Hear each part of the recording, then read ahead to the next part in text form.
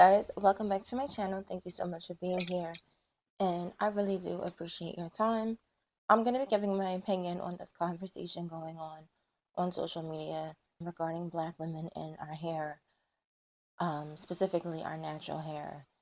I'm starting to see more and more videos pop up of Black women returning to the perm, which to me I don't necessarily have a personal issue with, as long as you have a full understanding of how to take care of your hair, and then you just decide, well, I want like a short pixie cut, or instead of giving myself heat damage because you're a straight natural, I would like to return to the relaxer.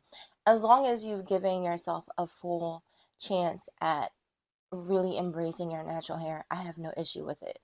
But yes, as of recently, I've watched a video where a woman permed her sister locks, and there's a debate going on in her comment section and on the YouTube space concerning whether or not that she really permed her sister, like really put like relaxer perm in her hair, or if she was just doing that to go viral to get people to pay attention to her.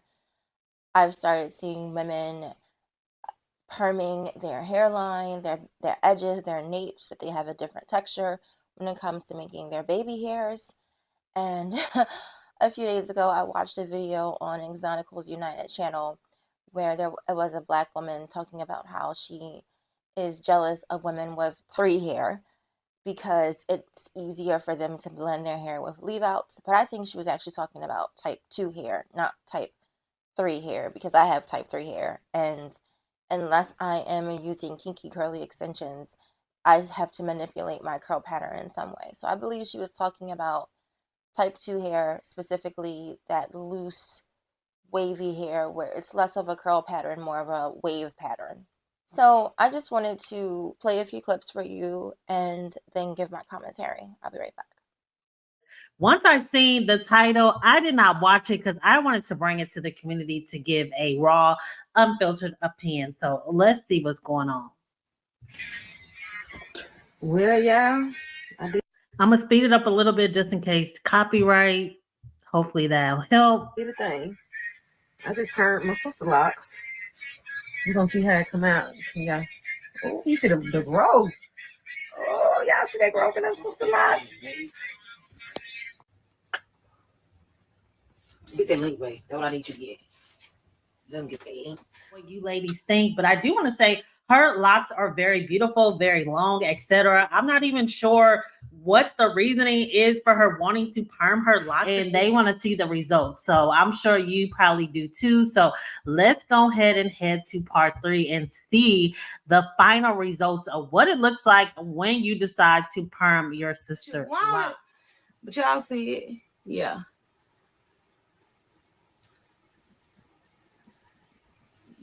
Yeah, see him.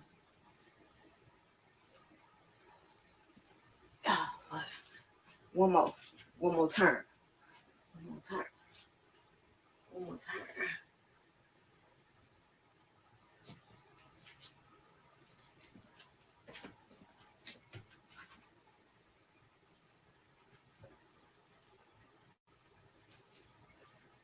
All right, cousins. She said, what the perm do? I said, it's job. I said, I want to get that little cool hair from around, and it did what it needed to do. We know what it didn't do. It didn't fall out of my hand. Okay, so I guess she just wanted to have laid baby hairs is what she was trying to allow the perm to do. So that kind of answered my question. I guess she's saying her edges are laying a little bit more cuda hairs. I believe that texturism and featureism are just as big, if not bigger, than colorism. Texturism and featureism goes unchecked in the Black female spaces, but let's get into the video. The only bitches I'm jealous of, and I ain't even afraid to say it, the only bitches I'm jealous of is the bitches who hair match them curly fucking bundles. I'm talking the ones that be like water wave. I'm talking the water wave. Like, you know, you get your water wave wig. I'm not talking no curly wig. I'm not talking no deep wave. I'm talking water wave. Not wet and wavy, water wave. I'm talking that curl that stay juicy after you wet it conditioning, no matter what you do, them curls are still soft and juicy. I'm not talking about them curls that you wear in your wig all motherfucking day and you gotta have a Kira spray bottle and a brush. I'm talking to bitches who real hair match them motherfucking waterway umpers. Bitch! Ah! I just seen this bitch hair seamlessly. Like, y'all, the bundles are so long. Like, they're so long. They're down to the bottom of her ass. And all her leave out matches that curly texture. Those are the bitches I'm jealous of. Oh, how can be like you really got like, bitch? That's like ultimate hairstyle. Like, bitch, you don't have to worry about no type of heat damage, no type of nothing. Like, bitch, no type of curling your leave out to match the flip over method. No, your hair matches that texture. Okay, so before I move forward, I do want to acknowledge that I am sitting here with a silk press. I have to acknowledge these type of things on YouTube because people look for fixations and videos to criticize the person about so that they don't have to discuss any of the actual points made in the video. I'm starting to realize that is the way things go on YouTube. So yes, I have a silk press. It is the winter time over here where I live, and this is a time of year that I do enjoy my hair in this state.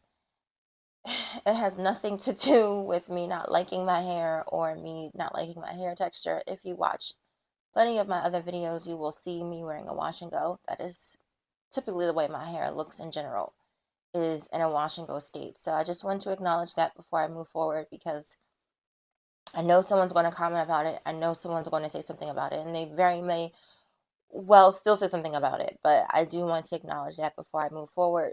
This is just a seasonal thing that I do with my hair. It's not my go-to hairstyle. It's not the way I prefer my hair to look or any of that. So my number one reason that I think a lot of Black women don't like their natural hair texture, even after all the natural hair movements online and all of the corrective promotion that we have seen online, I think the main reason that Black women don't like their natural hair still is because many of us have not fully gotten to the point where we understand natural hair. And what I mean by that is because so many Black women spend about 50 to 60 to 70 sometimes percent of their life wearing hair textures and their wigs or extensions that is nothing like theirs, they don't have practice handling, managing natural hair textures.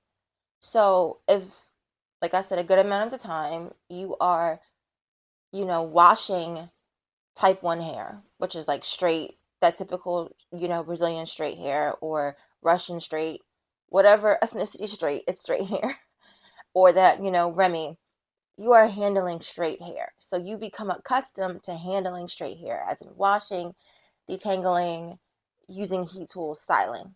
For those women who wear loose wave textures or loose curly texture, water wave, wet and wavy, again, you're handling a hair texture that is nothing like your own. And so what that causes is you buy products to match the wigs and weaves that you're getting, the extensions that you're getting. You think of ways to style that particular hair texture, and that causes you to become used to that, to become acclimated to handling that hair texture. And so then when it comes to kinky hair that grows out of your scalp, you may not have the products at home. Seriously, you may not have the appropriate products that you need to help you wash and detangle and deep condition kinky hair. You may not have the tools, the actual brushes or combs, because it's different. When you are combing and brushing type 2 to type 1 hair, it's different than the combs and brushes that you need to handle type 3 to type 4 hair. And I'm just using the hair typing system as a reference point. I know some people don't believe in them, but I'm just using that to distinguish the different hair textures. So when you're dealing with a type 1, type 2, which is straight to wavy, that comb and brush is going to be different. That shampoo and conditioner is going to be different. If you're dealing with natural hair, which is typically type 3 to type 4, same thing. That comb and brush is going to be different. You may not even use combs as much when you're handling type 3, type 4 hair. You're going to use a lot of detangling brushes, right? The conditioner consistency, the ingredients in it must be heavier and more emulsifying. It's going to be more oil based versus water and silicone based, because it needs to get through the ringlets of the curl pattern so that it can penetrate, so that it can be moisturizing, so that the product itself can be effective. Again, if you are not used to that, then you're not going to know what to do when it's time to deal with your hair. So it's going to become over time a struggle, an inconvenience. And over time, you're going to start to see your hair that way. You're going to start to see your natural hair. Oh, I gotta deal with this. Oh, I gotta sing with. Oh, my hair is just. And so I think that that has persisted regardless of all the movements that we've had on the internet and on social media, because generally speaking, most Black women did not apply the same natural hair perspective to the wigs and weaves and extensions that they typically go for. And I think that's another big part of the issue is, if you're constantly going or gravitating towards hair that looks nothing like yours. And I know a lot of times people will try to be funny and say, oh, I can straighten my hair. And it's, no, my hair, when it's straight, is not the same texture as a straight wig. It's not. It's not the same texture. It doesn't move the same. It doesn't reflect light the same. It's not the same. It's beautiful. It's just as beautiful, which is why I enjoy a silk press. But I'm not going to sit here and act like my type 3 hair pressed out is the same. So a lot of times Black women will try to say that. They'll try to act like it's the same. Well, if it was the same, then you would wear your hair straight. So that's my point. If you are constantly seeing yourself wearing extensions that look nothing like your hair texture, whenever you're going out and you want to look pretty, you gravitate to a straight wig or a loose curl. Whenever you want to look your best, your brain is conditioned to prefer yourself wearing extensions that, again, look nothing like your hair. And I think that that is partially the reason why, again, like I said, there's no products at home to serve your natural hair, and why it's not a preference, because if your personal beauty standard for yourself is you with a straight wig on,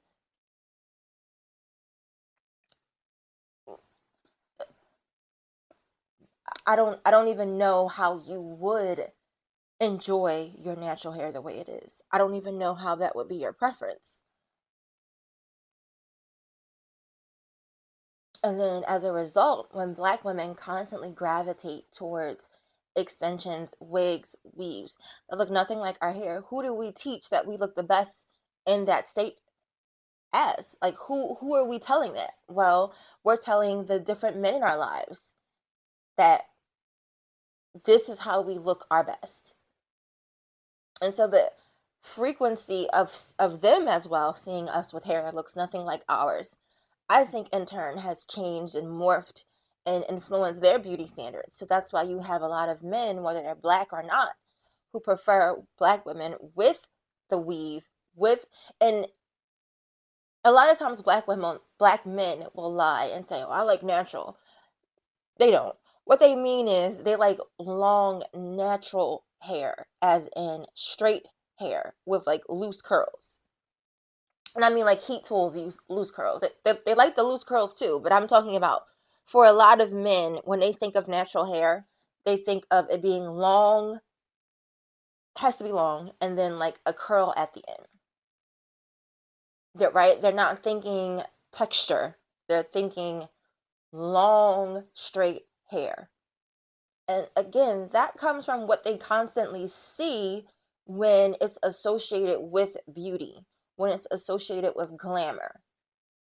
And so a lot of us grew up understanding that when someone wants, especially a Black woman, when she wants to be dressed up or look her best, she has to use some heat in her hair. She has to use something to straighten her hair. That's how a lot of us grew up. Black men and Black women, we grew up with that being our basis of, okay, she's dressed up now because she got her hair straight, or she got her hair pressed, or she got her hair. That's how we grew up. We didn't grow up with us saying, oh, I'm gonna wear afro to my wedding, or I'm gonna wear afro to the club. No, that's not culturally, that's not how we were raised. That's not what we were taught. And so that's, again, the frequency of which you see something, after a while, it dictates what you actually believe and what you actually prefer. Because it's just by omission. If you don't get choices, if you don't see variety, you see the same thing over and over and over and over again, then it becomes homogenous. And now it's the point where, okay, well, this must be the way Black women look the best, with straight hair. They must.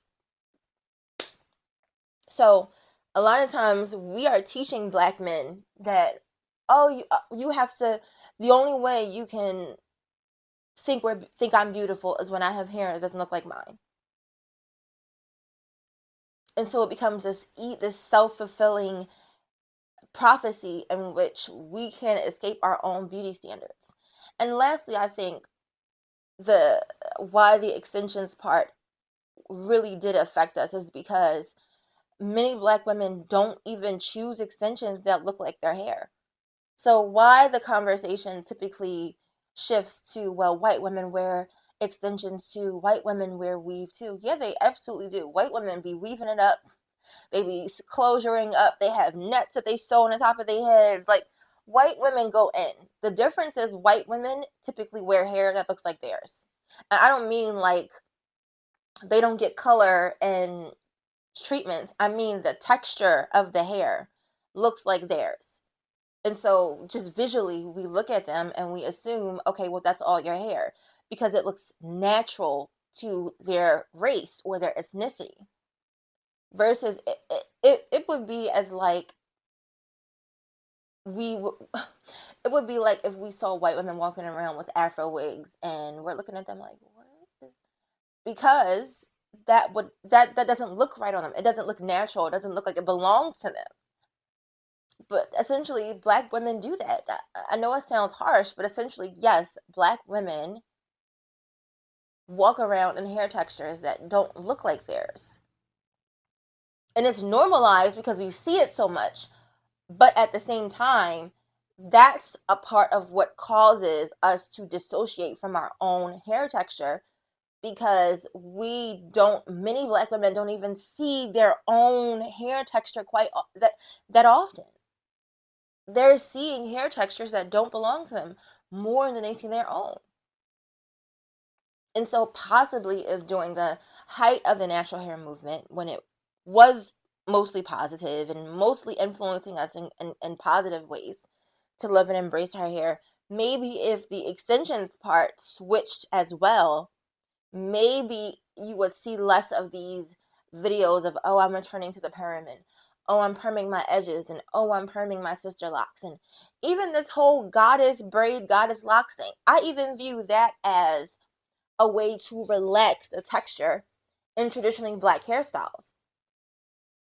Because what a lot of women are doing when they go and get these braids, they're not picking kink and curly hair to stick out of their braids, right? They're not picking the hair that they're taking to the braider is not kinky curly hair. They're taking loose, wavy hair, if not completely straight hair. And again, that is because the preference is not hair that looks like ours. Now women are taking their actual locks, combing out the ends, sometimes texturizing the ends so that it has that loose, like, that's not good. I'm sorry. I have to be honest.